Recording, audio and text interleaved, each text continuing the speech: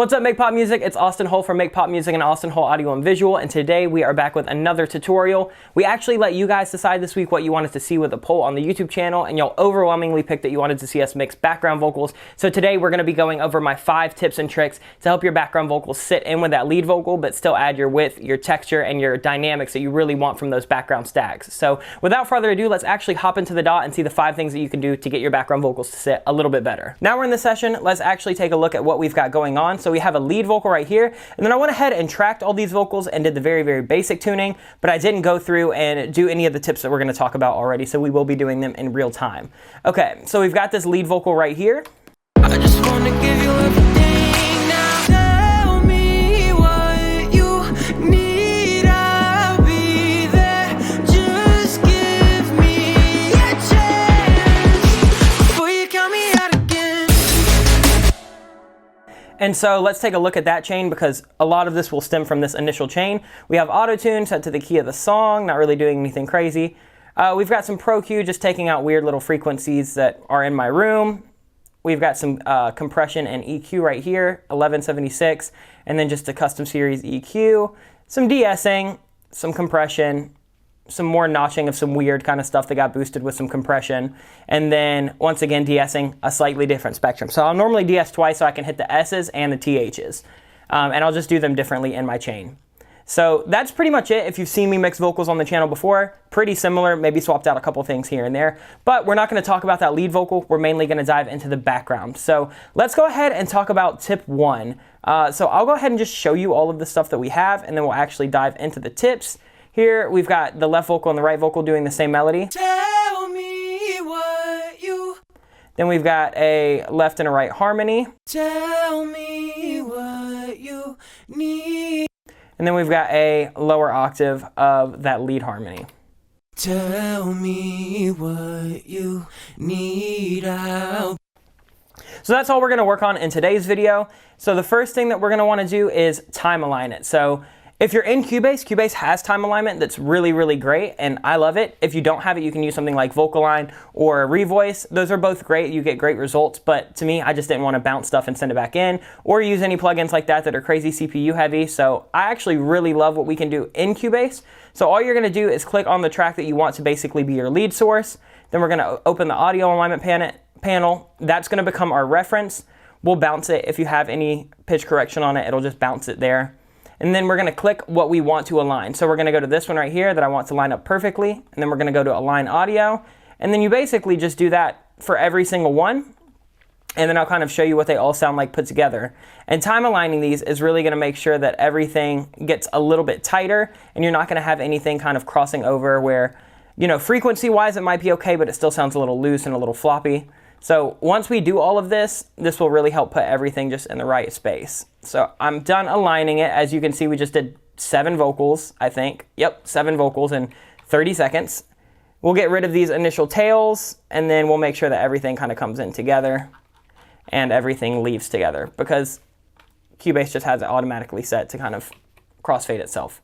So let's take a listen now. And remember, none of these vocals have any mixing on them. Now tell me what you need, I'll be there. Just give me a chance before you count me out again. So we've got all that set. We haven't done any leveling. We've just done some basic panning. Let's go ahead and talk about the next tip, and that is going to be that I actually like to tune my duplicates and my harmonies a little bit harder than the lead. So we have this right here. I'll kind of show you. This left vocal already got tuned pretty basically. Tell me what you. So I'm just going to straighten this out just a little bit, because I don't need a lot of that. You'll see that with harmonies a lot of the time, if there's any kind of variation in pitch or in time, it becomes very apparent. So what we're going to do is we're just going to tighten this up. Tell me what you need, I'll be there. And we'll do that same thing with the right vocal. And then we pretty much just do the same thing with all the vocals. And I don't go crazy. I normally will just put the straighten at like 30 to 40. And that works fine for my voice personally. And then we'll do the same thing with these harmonies. And you can either do this in Vari Audio, if you're using that, you can do this in Auto-Tune, Melodyne, Flex Pitch. You can use, honestly, you can just take the Auto-Tune and turn the retune speed up a little bit and it'll do the same thing. But I wanted to show you guys where you could actually visualize what's happening. So if we do this to all of them, it might sound a little funky when they're soloed, but when they're all together, I'll show you the ones that we've done so far. Just tell me what you need, I'll be there. And as you can see, it's just going to tighten that up just a little bit more. So my thing with background vocals is it's very rarely a mixing issue, and it's normally either a composition issue or an issue where people didn't get the vocals recorded tight enough or edited tight enough. So once you kind of get everything tightened up exactly how you want it, the mixing will just kind of fall into place. So I'm going to do a couple more of these. I don't want you guys to have to sit through them, but we'll kind of snap into the next version. So now I went ahead and actually time aligned and tuned all of those. So now we're going to get on to tip 3, which is actually processing that vocal. So really all I do for my kind of sides, harmonies, duplicates, anything like that is I'll just copy this main vocal chain. And then there's 2 things that I always pretty much look at immediately. So we're going to paste this to the left stereo, and I'm going to take that to the right. And then we'll just pull this down a little bit so we don't blast our ears. Tell me what you need, I'll be there. Just give me. So on the sides, typically, I like them just a little less bright and maybe a little bit less low mid heavy. There's not a lot of low mids in this though because it's more belted. So we might not have to really do anything crazy there. Me a chance, be there. Just give me a chance. Just give me. And then the other thing that I'll do is make sure that I'm compressing them a little bit harder because I don't want any kind of dynamic variation in that side vocal. Be there. Just give me. So that's doing all right. Let's check this one. A chance. Tell me what you need, I'll be there. There's like a little bit of a resonant frequency here that I don't want on the sides. Just give me a chance before you count me out again. So tip 3 is going to be basically just take your EQ and your compression, and whenever you're duplicating this vocal, what you're going to want to do is you're going to work this kind of in pairs. So however you've arranged your vocals, what I'll do is I'll typically have my lead and then I'll go to my duplicates. That way I don't have to change too much. Typically take away a little bit of resonance and take away a little bit of kind of high-end brittleness, and then just pan them right and left. Tell me. Because once I get the left, I can copy that over to the right because this is all going to act as kind of one vocal chain. Then we have that with the mains. Tell me what you need, I'll be there. And then you just do the same thing. So I'll just hop over to the harmonies and I'll kind of paste where I left off last time, which was the left vocal. And then you're just going to do the same thing. I'm going to check my EQ. So since we're in a different kind of tone register right here.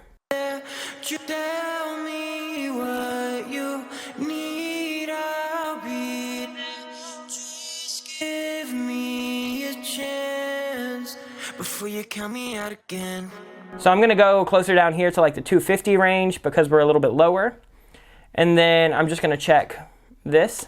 Tell me what you. All right, we're getting plenty there.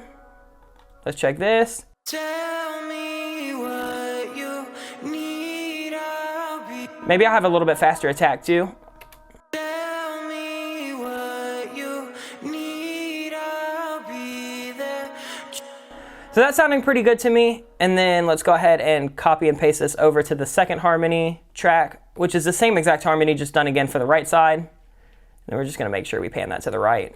Tell me what you need, So a lot of the time I like to use the same chain. That way tonally we're not really switching away from the EQs or the compressors. We have just one kind of signature sound for that vocal. It's really just tightening up the EQ and the compression on the individual track so we can make sure that whatever has been recorded for that section is getting the treatment that that section deserves. So I'm going to do that to the left low octave. Same thing, adjust the EQ and compression, and then we'll come back for tip number 4. All right, so we've done tip number 3, which is just adjust the EQ and the dynamics kind of individually per track or at least per section. The next thing that we're going to do is we're going to actually take a look at the spatial effects that we're using. So all of these sends. So as you can see, we kind of dialed those sends in to be that lead vocal, which is really coming up the middle, and then it's going to have some kind of stereo effects happening here and there. So that might present issues when we have tracks that are going to be panned completely. So pretty much the first thing that I'll always do is I don't really ever use any parallel widening or any slap delay on these, just because for some reason it creates like a weird crossover once you've panned it, and I don't really love it. Just kind of makes the vocals a little bit muddy in the middle. Tell me what you need, I'll be there. So we'll get rid of those because we definitely do not need them. And then sometimes what I'll do is I'll make these side vocals a little bit longer and a little bit wetter. So I'm just going to copy this over now to the right vocal and paste that. So now we've got the same thing, no parallel widening and no slap delay. I'll leave the short reverb because I kind of like the little bit of a slap back and it's not so much doing the width. And then basically you just want to do that to everything and make sure that you're not having anything that's like going to cross over kind of weirdly. We really don't need slap delay and we really don't need parallel widening. However, there are a ton of times that I see people forget to kind of do that, and so the vocals will have this really weird kind of crossover the entire time. And then you just kind of treat them individually. So like, I know that for the lower octaves, I'll probably want them a little bit drier actually. Tell me what you need, I'll be there. Just give me a chance before you count me out again. Tell me what you need, I'll be there. Just give me a chance. So just go through and make sure that none of those sends or those delays or anything like that are going to have weird crossover. I could even make a whole different send for these side versions, and I could have a mono delay, but the stereo delay doesn't really give me any issues because at least the same thing's happening on both sides, so we're still not getting a weird crossover. But if there's anything that's going to ever happen only on one side and then a different harmony on the other, maybe look at using something like a mono delay send instead of some kind of stereo or ping pong delay.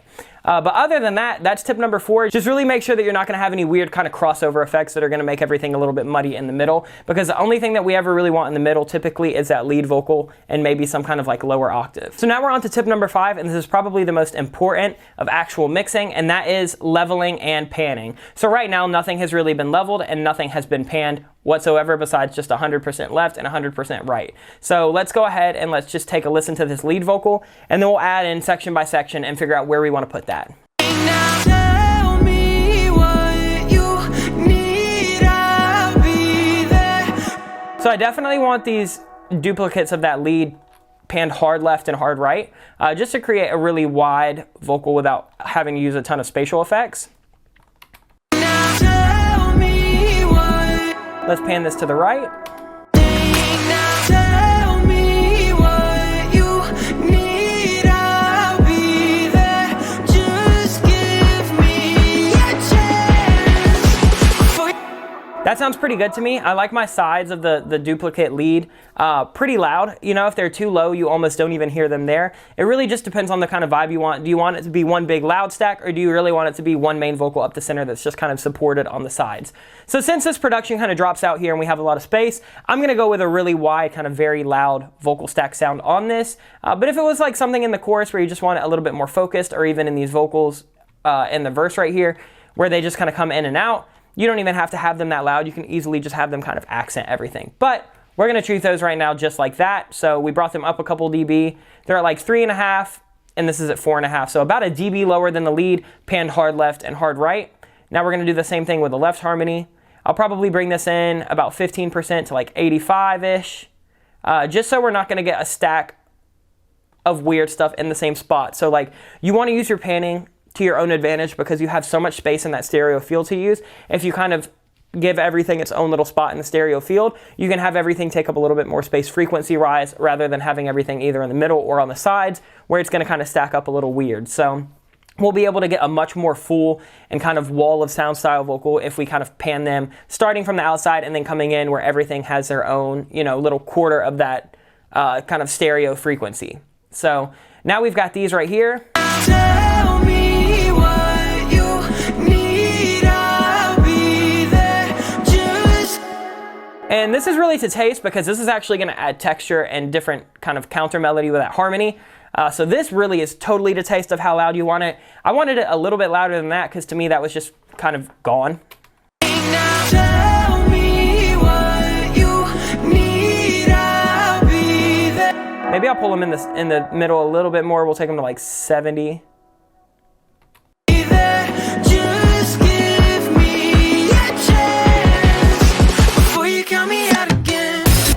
That sounds better to me. Now let's go to these low octaves that are panned 100% to the right and left. We'll bring these in like around 50. And I said before, I like my low vocals a little bit more towards the middle because especially if they have some lower frequencies, just getting on the side makes them a little bit muddy. So I'll typically go from like the duplicates of the lead melody and then, you know, first harmony, second harmony, lower octave. And then if I do any kind of like really low octave, like a process low octave, I'll just take that straight up the middle. So now we have these right here. Tell me what you need, I'll be there. Just give me a chance before you count me out again. That sounds good to me. The last thing that I'm going to want to do is cut out any of these breaths because these are kind of loud, pretty heavily compressed vocals, and those breaths are really kind of annoying to listen to. Tell me what you need, I'll be there. Just give me a chance before you count me out again. So once we take these out, you'll notice this will kind of clear up a lot of space. And then this kind of gives us the ability, if we ever want to go in and do vocal throw delays or any kind of reverb throws or anything like that, we've kind of got a little bit more space to work with it. Tell me what you need, That sounds a little weird and harsh. you need, I'll be. Tell me what you need, I'll be there. Just give me a chance before you count me out again. And I think I want these left and right harmonies a little bit wetter because right now they seem a little dry. I honestly want them super wet, and then I might pull them down in the mix a little bit since they're going to get some extra space. Where did we leave this one? -8, -10. So we'll go to like right here. Right here, let's try that. Tell me what you need, I'll be there. Just give me a chance before you count me out again. Then you've got your whole vocal stack, and that is pretty much it. That is the 5 tips. If you want one bonus tip, you can always kind of go to your vocal bus, if you have that, and do some kind of multi-band compression or kind of dynamic EQ, where everything all together sounds really nice, but might be stacking up here a little bit. Now tell me what you need, I'll be there. Just give me a chance before you count me out again. And to me, that sounds great. So as you can see, just start off with a really, really good kind of lead vocal mix. Duplicate that over, make sure that your EQ and your compression are working for every track individually, and then all of the other stuff would just kind of fall into place. Make sure that you take off any sends that might be kind of crossfading or making anything kind of weird and muddy. And then other than that, it's really just about tuning them and time aligning them so they come in really, really nice and tight and smooth.